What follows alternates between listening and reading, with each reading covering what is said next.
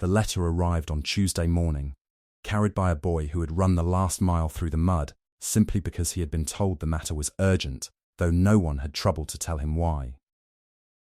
It bore the seal of a solicitor's office in London, pressed into black wax, gone slightly crooked, as though the man who sealed it had been in some hurry or some distress. It smelled faintly of tallow candles and older paper, the kind of scent that clings to rooms where wills are read and fortunes are quietly decided by men who never once set foot upon the land they were dividing. Inside the great house at Aldermere, the Duke of Camborne stood at the tall window of his study, the grey light of a reluctant English morning falling across his shoulders. And he did not smile when he broke the seal. He rarely smiled. It was said, among those who served him and those who feared him in equal measure, that the last time the Duke had truly smiled was before his brother's death, some 6 years past, and that whatever warmth had lived in him had gone into the ground along with that unfortunate young man. He read the letter once. Then again, more slowly, his pale eyes narrowing at a single line near the bottom of the page. "Worthless," he said aloud, to no one, for no one else stood in the room. The whole of it. Worthless ground and a ruin upon it. He folded the letter and set it upon his desk with the particular precision of a man accustomed to controlling every object that passed through his hands. And for a long moment he stared out at the mist gathering low over his own vast and well-tended fields, fields that stretched, green and orderly, to a horizon he owned entirely. Somewhere beyond that horizon, some 40 miles distant, across 3 counties and through a forest so old it predated the Domesday Survey, there stood another estate. A smaller one. A broken one. Its name was Thornhallow, and it had passed, through a chain of deaths and misfortunes that no living person fully understood, into the hands of a young woman the Duke had never met, and had, until that very morning, never once thought of. He did not yet understand how much that would change, for the Duke of Camborne was a man who believed, as men of his station were raised to believe. That worth could be measured in acreage, in rents collected, in the weight of silver upon a table. He looked at ruins and saw only ruins. He looked at silence and heard only absence. And so when his solicitor wrote to inform him that the neighbouring estate of Thornhallow, whose crumbling boundary wall touched his own land at its northern edge, had been inherited by a Miss Eleanor Vane, a young gentlewoman of reduced circumstances, the Duke's first and only thought was this, that the land was worthless, that the girl would soon be desperate to sell it, and that he, being a practical man, ought to acquire it before some fool, with more sentiment than sense, did so instead, and built something unsightly along his boundary. He could not have known, not then, standing in the cold light of that Tuesday morning, folding a letter he believed to be of no great consequence, that beneath the fallen stones of Thornhallow lay something that would undo every assumption he had ever made about worth, about ruin, and about the quiet, unassuming young woman who was, at that very hour, standing in a small rented room in Bath, holding a letter of her own. Before we go further into what waited for her beneath those ruins, I want to pause here, just for a moment, and ask something of you. If stories like this one, stories of old English houses, hidden truths, and women who are underestimated until the moment they are not, if these are the kind of stories that pull you in, then do take a moment now, in these first few minutes, to subscribe to this channel, so that you never miss the next one. And I would love to know, in the comments below, where in the world you are watching this from tonight. It always astonishes me how far these old English tales travel. Now, let us return to Thornhallow and to Eleanor Vane, who did not yet know what her aunt had left her. Eleanor's letter had arrived that same morning, though hers came by ordinary post and bore no grand seal, only the careful, spidery hand of a country solicitor named Mr. Ambrose Fenwick, a man she had never met, writing on behalf of a great aunt she had scarcely known. She read it standing by the narrow window of the room she shared with her younger sister, Margaret, in a modest house on the edge of Bath, a house that was not theirs, but their widowed mother's cousin's, offered out of duty rather than affection. The letter informed her, in dry and formal language, that her great-aunt Cordelia Vane, the last of that branch of the family, had died in the spring, and that her entire estate, a property called Thornhallow, in the county of Devonshire, passed now to Eleanor, being the sole surviving descendant of a line the rest of the family had long ago stopped speaking of. Eleanor read the words 3 times before she understood them. An estate. She, who possessed nothing in the world but 2 black mourning dresses, a small trunk of her father's old books, and a mother whose nerves had never recovered from widowhood, she now owned a house. She should have felt joy. She felt, instead, a strange and hollow unease, though she could not have said why. To understand why the news struck her so strangely, one must first understand what had been lost. 3 years before, Eleanor Vane had been a very different young woman. She had been the daughter of Captain Henry Vane, a gentleman of modest but respectable means, whose small fortune had come not from land, but from careful investment, made over years of naval service, in shipping ventures that had, until that point, always paid their dividends faithfully. She had been raised with masters for music and for French, with the quiet expectation that she would marry well, not brilliantly, but well, and live a life of unremarkable comfort in some pleasant corner of English society. Then had come the failure of the Cathcart shipping concern, in which her father had placed the greater part of his savings, and within the space of 18 months, Captain Vane had lost his fortune, his health, and finally, his life. In that order, each loss seeming to hasten the next. Eleanor had watched her father age a decade in a single year, had watched the colour leave his face along with his certainty, and had sat beside his bed on the night he died, holding a hand that had once seemed so strong, now thin as paper. What followed was the particular, quiet cruelty reserved for genteel women who lose their money but not their manners.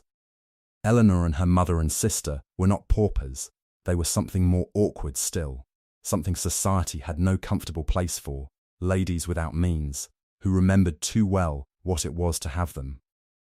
Invitations grew fewer. Then they stopped. The families who had once welcomed Eleanor to their drawing rooms, who had once spoken hopefully of introducing her to eligible young men, now found reasons to look elsewhere when they passed her in the street.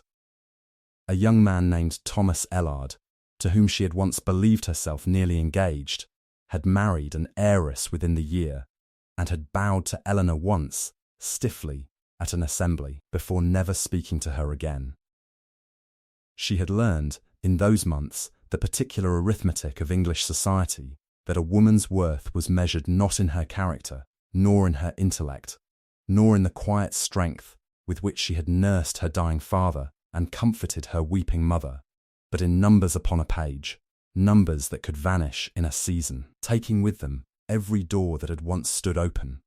She did not yet understand that this same arithmetic, the arithmetic of worth measured only in numbers upon a page, would soon be applied, by a proud and powerful duke, to a ruined house she had never seen, and that she would spend the better part of a year proving him entirely wrong. Margaret, 17 and still possessed of the resilience that only the very young can afford, had taken the news of their fall with tears, and then, gradually, with a kind of bright determination to make the best of reduced circumstances. Their mother, Mrs. Vane, had taken it rather differently. She had retreated into a fragile, anxious version of herself, prone to long silences and sudden weeping, given to reminding her daughters, at unpredictable intervals, of parties and gowns and carriages that existed now only in memory. It fell to Eleanor, therefore, as it so often falls to the eldest daughter in families undone by misfortune, to become the quiet architect of their survival. She managed what little money remained. She wrote the letters that begged, without ever seeming to beg, for the continued charity of relations who would rather have forgotten they existed. She smiled at her mother's cousin's dinner table and made herself useful and unobtrusive, a guest who earned her keep through good behavior, and she went to bed each night with a tightness in her chest that she told no one about, because there was no one left to tell. It was into this quiet, grinding sorrow that Mr. Fenwick's letter now arrived, like a stone dropped into still water. An estate, a house, land of her own, at last, after 3 years of owning nothing at all. And yet, and here is the strangeness that Eleanor could not name, she found herself afraid of it. For she remembered, faintly, from childhood visits long past, whispers about her great-aunt Cordelia that had never quite resolved into a clear story. She remembered her father once saying, in a low voice, not meant for a child's ears, that Cordelia Vane had been shut away with her grief and her secrets, and that no one in the family had visited Thornhallow in a decade, not because the distance was great, but because something about the place had unsettled even the adults who had once known it well. No one in the house had spoken of it since. Whatever had happened at Thornhallow, whatever had driven the family to such careful, deliberate silence, had been buried along with old Cordelia herself. Eleanor did not yet understand that she was about to be the one to dig it up. She wrote to Mr. Fenwick, accepting the inheritance. For what choice did she truly have? No fortune, no home of her own. And now, suddenly, a house standing empty in Devonshire. Whatever secrets it held, however unsettled its history, it was still a roof, still land, still something that was, for the first time in 3 years, entirely hers. 3 weeks later, on a grey morning, much like the one on which the Duke had received his own letter, Eleanor Vane, accompanied only by Margaret and a single worn trunk, arrived in the village nearest to Thornhallow and hired the only carriage available to take them the final miles to the estate. The road narrowed as it left the village, hemmed in by tall hedgerows gone wild, and then by the dark, ancient trees of what the driver called Thornhallow Wood, a forest so thick and old that the daylight seemed to thin and grow uncertain beneath it.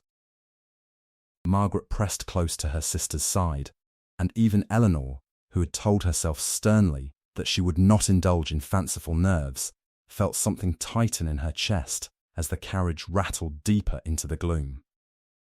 It's said the old lady never let anyone pass the gate in her last years, the driver offered, without being asked, in the manner of countrymen who cannot resist filling silence with old gossip. Not the vicar, not the doctor toward the end, only old Mrs. Trent, who kept house for her. Strange business, if you ask me, Miss Strange House.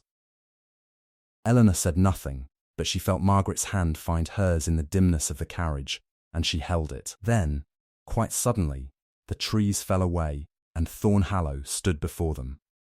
It was, Eleanor thought, both smaller and larger than she had imagined, smaller in the sense that it lacked the grand symmetry of the great estates she had visited in girlhood, larger in the sheer weight of neglect it seemed to carry, like a garment too heavy for its wearer. Half the western wing had collapsed inward, its roof open to the sky, ivy pouring through the broken windows like something trying to reclaim the house for the wood beyond it. The gardens, what remained of them, had gone entirely to wilderness, roses grown into thorned tangles, a stone fountain silent and dry and green with moss. And yet the eastern portion of the house still stood, its grey stone walls solid, its windows, though grimed with years of dust, unbroken. A thin line of smoke rose from a single chimney. Someone, Eleanor realised, was already inside.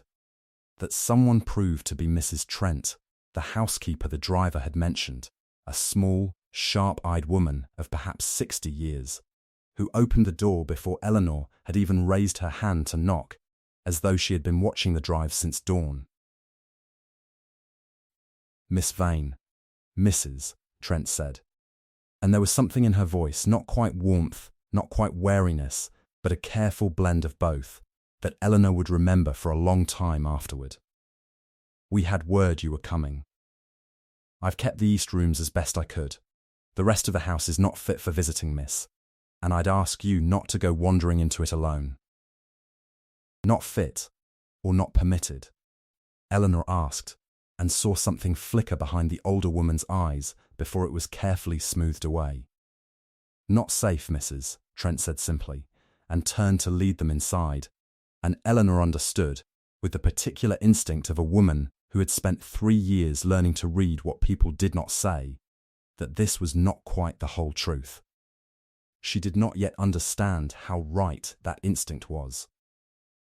The east wing of Thornhallow, though shabby with age, retained a kind of faded dignity. Portraits lined the long gallery that connected the main rooms, vain ancestors, generations of them, their painted eyes following Eleanor's progress down the hall with the particular stillness that old portraits seem to hold, as though they were waiting for something. Among them, near the end of the gallery, hung a portrait considerably newer than the rest, its varnish less yellowed, its subject a woman of perhaps 40, dark-haired, dark-eyed, dressed in the fashion of some 20 years past. "My great-aunt Cordelia?" Eleanor asked. "Mrs." Trent paused before it, longer than seemed natural. "Yes, miss, painted not long before." She stopped herself. "Before things changed for her." "Before what changed?" "That's not for me to say, miss."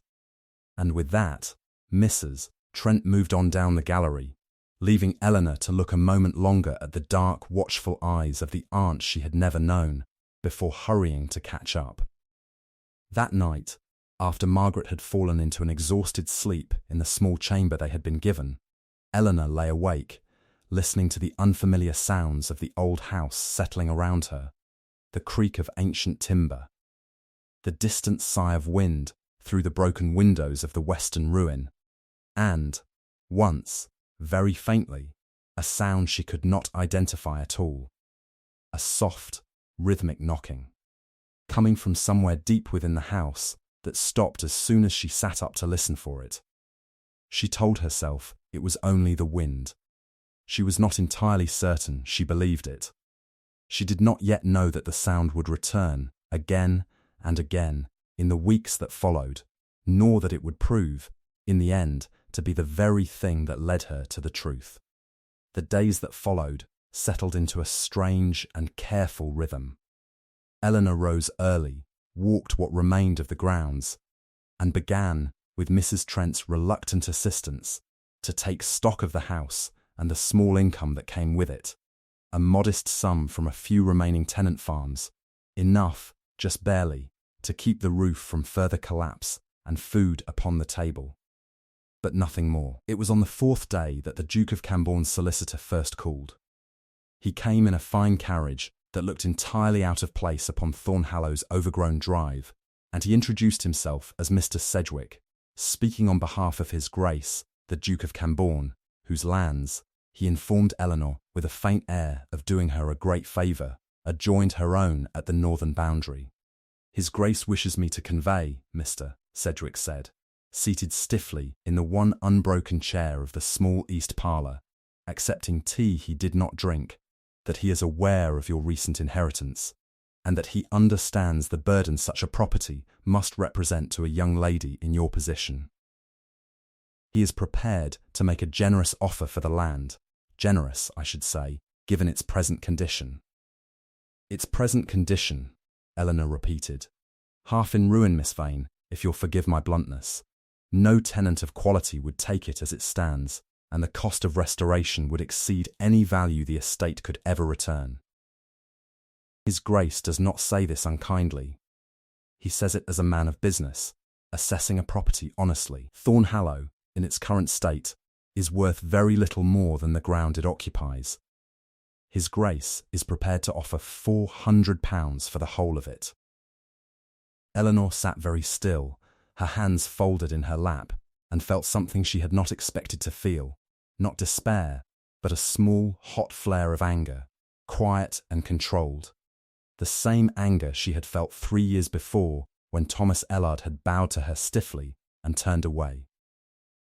"Please thank His Grace for his generous assessment," she said, and if her voice trembled at all, it was only very slightly. "But I have only just arrived at Thornhallow, Mr. Sedgwick, and I find I am not yet prepared to agree that a house is worthless simply because a gentleman who has never once set foot inside it has declared it so." Mr. Sedgwick's eyebrows rose fractionally, as though a piece of furniture had spoken. "I shall convey your answer, Miss Vane," he said, in a tone that suggested he expected her to reconsider within the month, once the reality of her circumstances had worn her down, as it wore down every young woman of reduced means eventually, and he took his leave.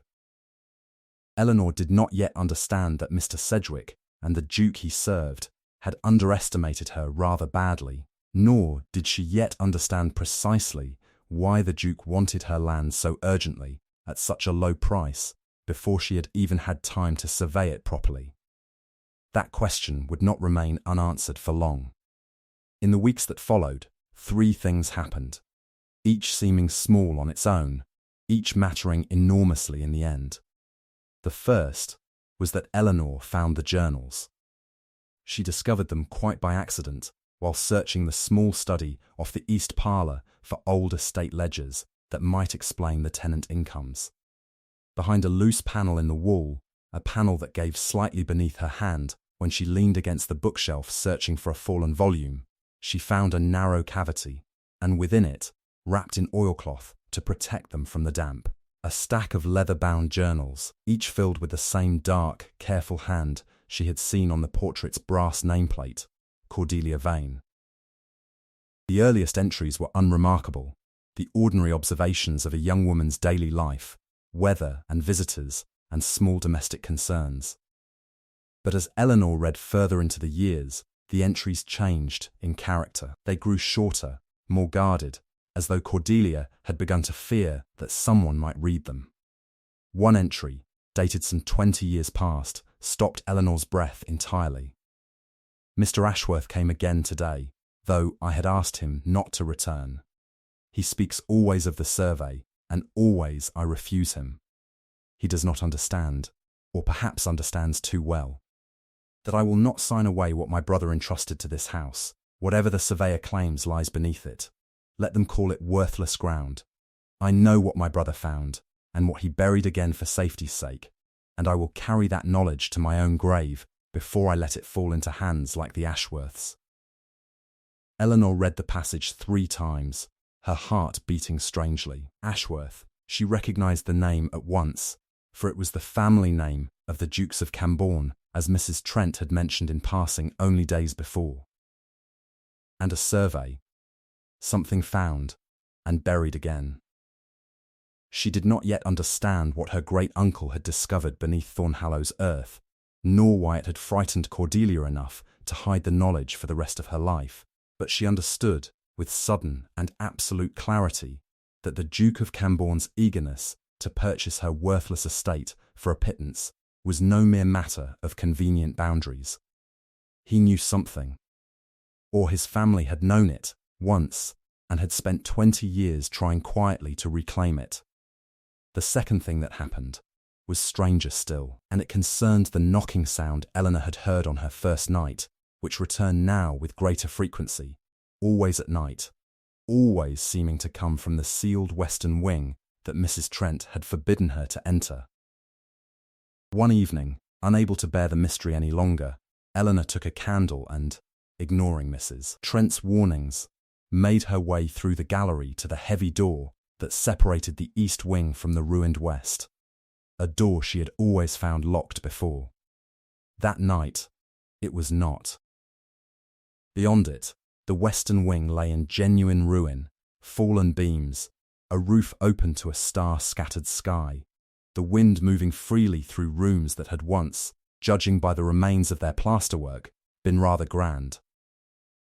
Eleanor picked her way carefully across the rubble-strewn floor, candle held high, following the faint rhythmic knocking that grew louder as she approached what had once perhaps been a library or a study, its far wall still standing, though its ceiling had long since fallen. There, in the flickering candlelight, she saw the source of the sound. A loose shutter, swinging against its frame in the night wind, knocking softly against the stone with every gust. Nothing more sinister than that. And yet, as she turned to leave, her candlelight fell across the base of that far wall, and she saw, half hidden beneath a fall of ivy and broken stone, the edge of something that did not belong to a ruined manor house at all. A smooth, curved surface of pale stone, quite unlike the grey local rock of which the house itself was built, marked with faint lines that might have been carving, or might have been nothing more than the wear of time. She did not have time to examine it further that night, for a sound from the doorway made her start, Mrs. Trent, candle in hand, her face pale with something that looked, in that uncertain light, remarkably like fear. "Miss Vane, you oughtn't to be here." "Mrs. Trent," Eleanor said carefully, "what is buried beneath this wall?" The housekeeper was silent for a long moment. Then, quietly, "That's a question best asked in daylight, miss, and not of me. There's a man in the village, old Josiah Fenn, who worked for your great-uncle in his youth, before the trouble. He knows more of this house's history than I ever will. But I'd ask you to be careful whom you ask, and where. There are those who would rather this house stayed forgotten." She did not yet understand who those people were, precisely, though she suspected, with growing certainty, that the Duke of Cambourne stood among them. The third thing that happened was the arrival of a most unwelcome visitor, her cousin Josiah Vane, a distant relation on her father's side.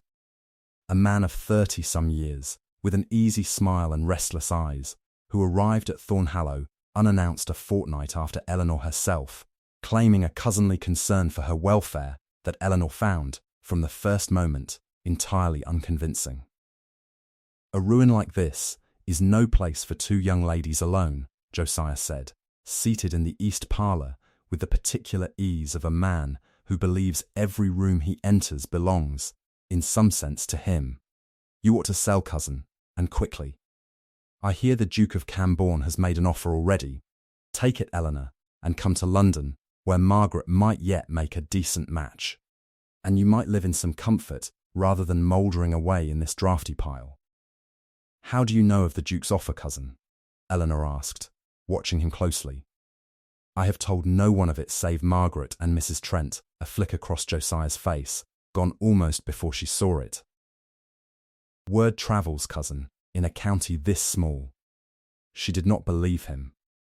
And that night, unable to sleep, she took her candle once more into the study where she had found the journals, and searched further behind the loose panel, until her fingers found a second, smaller cavity she had missed before, containing a single folded letter, considerably more recent than Cordelia's journals, its paper crisp, its ink barely faded. It was addressed to Josiah Vane, and signed with the name of the current Duke of Cambourne's late father, the previous Duke, written some 15 years past. "Your cousin remains obstinate," it read, "and will not be persuaded to sell what her brother concealed. I am prepared to make it worth your while, Mr. Vane, should you find some means of hastening the old lady's decision, or, should the property pass to you instead, of concluding this business quickly and quietly before any survey can be made public. The mineral rights alone would be worth a dukedom's ransom, and I do not intend to see them wasted on a family too proud or too foolish to profit from them." Eleanor sat very still in the candle-lit study, the letter trembling slightly in her hands, and understood, at last, the shape of the truth that had been buried beneath Thornhallow for 20 years. Her great-uncle, decades before, had commissioned a geological survey of the estate's grounds, the western portion in particular, where the strange pale stone Eleanor had glimpsed beneath the ivy marked, she now suspected, not ruin at all, but the exposed edge of something far older and far more valuable, a substantial vein of high-grade china clay. The very substance so prized by the great potteries of Staffordshire, worth a considerable fortune to whoever held the rights to extract it. And, beneath that layer, according to a second survey, her great-uncle had commissioned in secret something rarer still. A deposit that the surveyor's report, which she found folded within Cordelia's final journal entry, described in careful, technical language as bearing every indication of a substantial tin load, of a richness not seen in that part of Devonshire in a generation. Her great-uncle had died suddenly, before he could act upon the discovery. Cordelia, fearing exactly the kind of exploitation that had now arrived at her door in the form of the Ashworth family's persistent offers, had buried the knowledge along with her brother's memory, refusing every attempt to purchase the land, growing ever more reclusive and suspicious as the previous duke's approaches grew more insistent, until, in her final years, she trusted no one at all. Not even, it seemed, her own extended family, several of whom, Josiah's letter now made clear, had been quietly courted by the Ashworths for years, in the hope that the estate might pass to hands more willing to sell. Eleanor did not yet understand every piece of what had happened, why her cousin had truly come to Thornhallow, nor what he intended now that the estate had passed to her instead of to him, but she understood enough to know that she was standing at the centre of a deception 20 years in the making, and that the current duke, cold and dismissive as he had shown himself to be, was not merely mistaken about the value of her land. He knew precisely what it was worth. He had simply hoped she would not learn it before he could buy her ignorance for £400. The truth, once it began to surface, came quickly now, each piece falling into place with the terrible clarity of a puzzle, finally seen whole. Eleanor rode into the village the following morning and found old Josiah Fenn exactly where Mrs. Trent had said he would be, in a small cottage at the forest's edge, a man well past 70, his hands gnarled with age but his memory, once persuaded to speak, remarkably sharp. He confirmed everything the letters had suggested, and more. He had worked as a young man for Eleanor's great-uncle, had himself helped carry the surveyor's equipment into the western grounds, had seen with his own eyes the pale stone Eleanor had glimpsed beneath the ivy, not building stone at all, but the natural outcropping that had first drawn the surveyor's attention, leading to the discoveries that followed. Your great-uncle meant to develop it honestly, Fenn told her, over tea poured with trembling hands. Meant to see the profits shared fair with the tenants and the village, not swallowed whole by some London concern, nor by the old duke, who came sniffing round within the month, offering to buy the land quiet before word got out. When your uncle refused him, and died sudden not long after, well, there were those of us who wondered, miss, though nothing was ever proved. Your great-aunt wondered too, I think. It's why she shut the house up and trusted no one after. And my cousin Josiah? The old man's face darkened. His father took money from the old duke, miss, years back, a small sum, to keep an eye on Miss Cordelia and report what she knew. I'd not be surprised if the son continues the family trade. Eleanor rode back to Thornhallow, with her mind working quickly, the shape of a plan beginning to form, for she understood now that she held something far more valuable than the Duke of Camborne had ever admitted, and that the only way to protect it, and herself, was to act before he or her cousin could act first. She wrote that same evening to a mining engineer of good reputation, recommended by Mr. Fenwick's London office, requesting a discreet and independent survey of the western grounds, to be conducted with all possible speed and confidentiality. She wrote also to a solicitor of her own choosing, not the Duke's man, nor any connected to her cousin, but a sharp young lawyer named Mr. Price, recently established in Exeter, whose ambition, she judged correctly, would serve her better than any established firm, with old loyalties to old families. And she wrote, finally, a most careful letter to the Duke of Camborne himself. Your Grace, she wrote, I write to inform you that I have given full consideration to the offer conveyed by Mr. Sedgwick regarding the purchase of Thornhallow, and that I find myself, upon reflection, disinclined to part with an estate whose true value I have only lately begun to appreciate. I understand that your Grace's family has taken a long-standing interest in my land, dating back some 20 years to surveys conducted in my great-uncle's time, and I should be very glad, at your Grace's convenience, to discuss that history further, man to man, as it were, or in this case, gentleman to gentlewoman, since I find I have inherited rather more than a ruin. She sent the letter, and then she waited, with a calm she did not entirely feel, for the Duke's response. It came sooner than she expected, and not by letter at all, but in person. The Duke of Cambourne arrived at Thornhallow on a grey afternoon a week later, alone, without his solicitor, driving his own curricle up the overgrown lane with an impatience that suggested a man unaccustomed to being surprised, and considerably discomfited by the sensation. He was, Eleanor observed as Mrs. Trent showed him into the east parlour, precisely as cold and commanding as his reputation had suggested, tall, dark-haired, with the pale grey eyes she had heard described, and a manner that made the small, shabby parlour feel suddenly rather too small to contain him. And yet there was something else in his face as well, something she had not expected. A wariness, almost. As though he were meeting an opponent he had badly underestimated, and was only now beginning to recalculate his position. "Miss Vane," he said, with the barest bow, "your letter was unusual. Was it, your Grace? I had thought it rather straightforward. You wished to purchase land you believed worthless. I have since discovered it is not worthless at all. And I wondered whether your Grace's family's interest in it, 20 years running, might shed some light on why." His expression did not change, but something in his stillness told her the arrow had struck true. "You have been reading old papers, I think," he said carefully.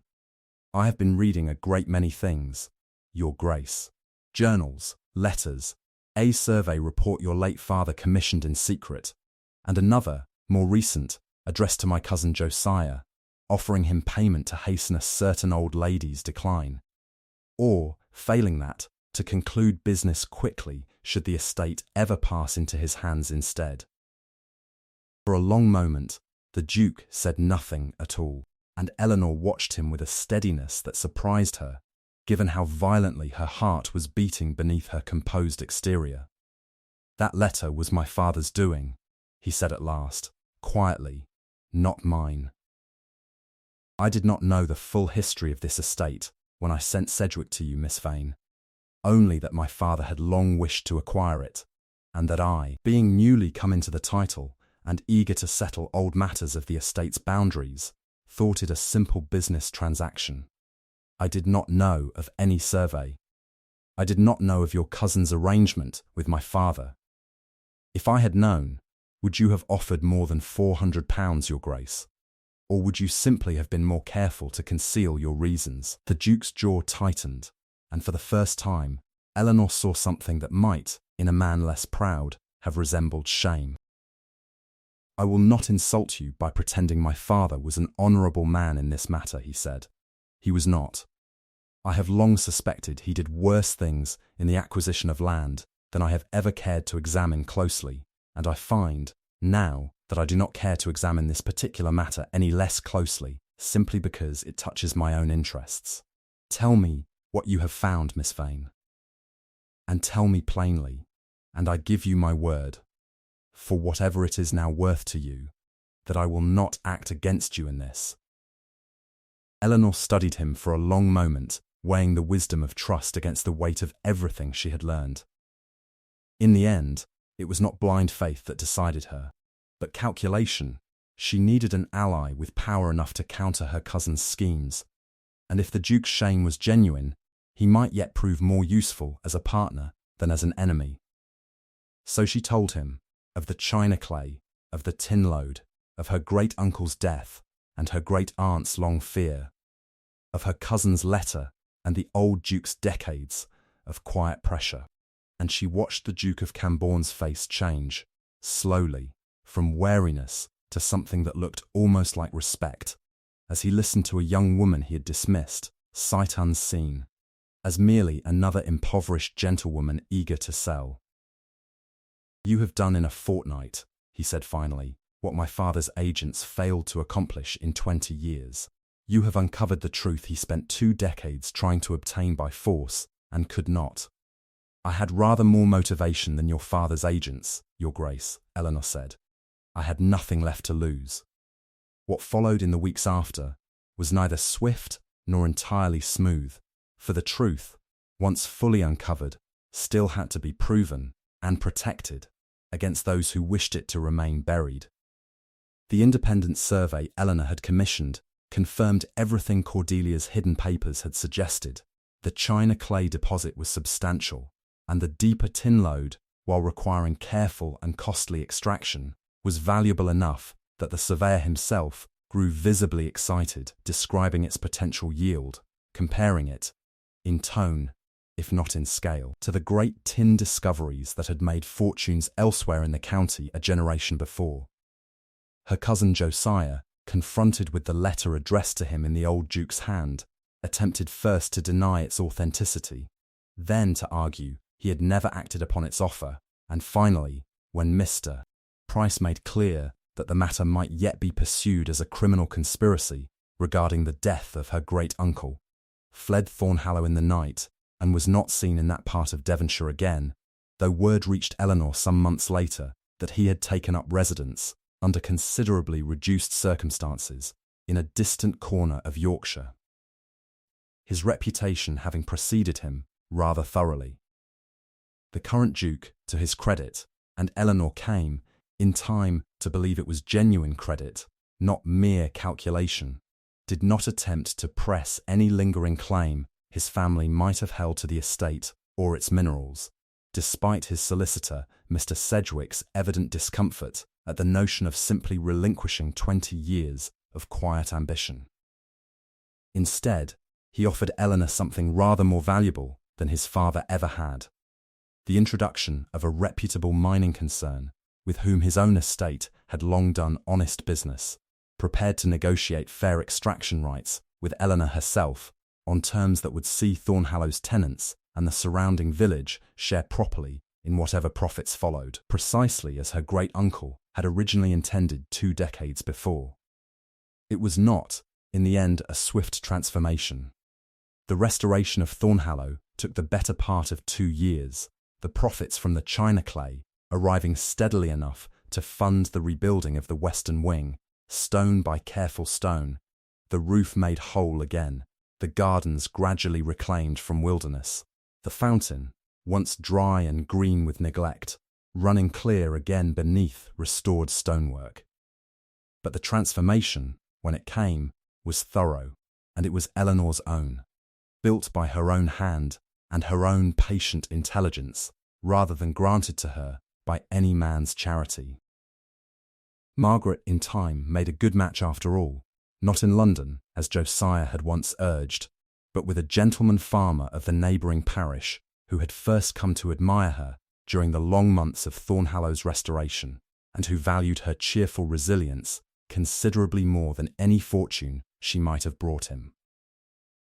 Mrs. Vane, seeing her elder daughter's estate restored and her family's fortunes secured, found her nerves considerably improved, and took great and vocal pride in her later years in informing every acquaintance who would listen that her Eleanor had discovered a fortune beneath a ruin that a duke himself had once called worthless, and the Duke of Camborne, cold, proud, dismissive as he had first appeared on that Tuesday morning when the solicitor's letter first reached him, found himself returning to Thornhallow rather more often than strict business required, drawn back, if he was honest with himself, not merely by the china clay reports or the tin assay figures, but by the quiet, steady presence of the young woman who had proven him so thoroughly and so gracefully wrong.